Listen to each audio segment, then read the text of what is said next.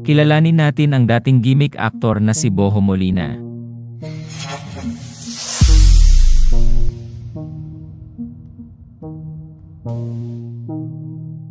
Si Boho Molina, o Ubaldo Molina Punungayan Jr. sa totoong buhay, ay isa sa mga cast members ng defunct Kapamilya youth-oriented show na Gimik. Gumanap siya sa nasabing palabas bilang si Brian Lorenzo, na isang med student na love interest ni Melanie, na ginampanan naman ng aktres na si Mylene Dizon.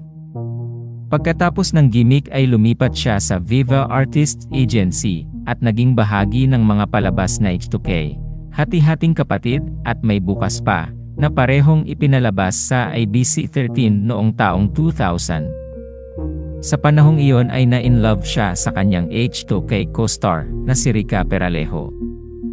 Ayon sa ulat ng Pep.ph, umalis siya patungong Guam noong 2001 at doon ay nakilala niya ang kanyang asawang si Johansen Cue, na ina rin ng kanyang dalawang anak na sina Jedin Olivia at Bryson Oliver.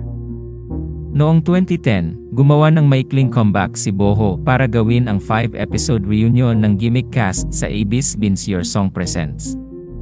Ang kanyang huling teleserye ay ang 2011 primetime series ng GMA Network na Ikaw Lang Ang Mamahalin.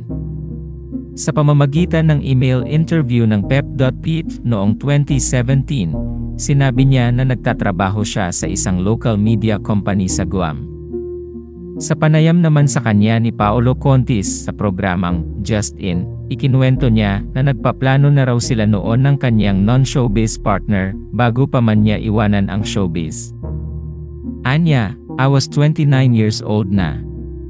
I was into that point na, should I start a family or not, na umabot na ako sa ganoon, 29 years old.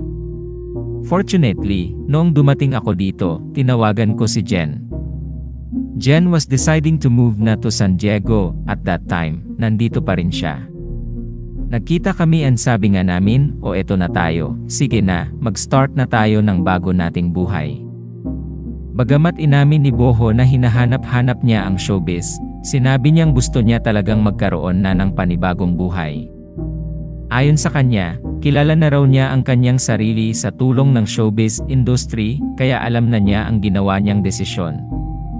Sa kasalukuyan ay nakabase na sa Guam si Boho, ang kanyang asawa, at ang kanilang dalawang anak. Salamat sa panonood. Huwag kalimutang mag-subscribe sa aming YouTube channel, i-like ang video na ito, at i-turn on ang notification bell.